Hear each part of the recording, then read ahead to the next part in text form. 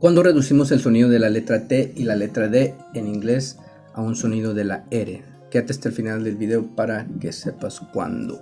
Cuando la letra T o la doble T o la letra D o la doble D está entre dos vocales, vamos a reducir el sonido. Por ejemplo, aquí les dejo una lista, ¿sí?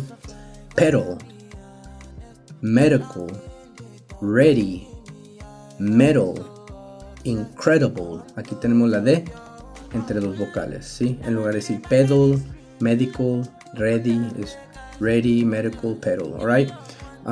El nombre de Katy, nosotros decimos Katy, patio, burrito, Peter. En inglés dicen Katie, yes, patio, burrito, Peter, alright. Total, total, total.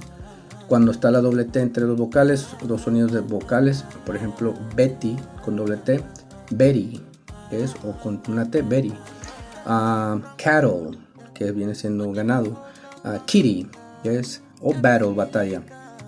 También cuando hay dos palabras que una termina con T y la otra empieza con una vocal, por ejemplo en phrasal verse, put in, put out, set out, yes, set out, let in, cuando está una palabra let y luego la palabra in, let in, yes. Or when you want to say but, cuando dices pero, yo, but I. Alright.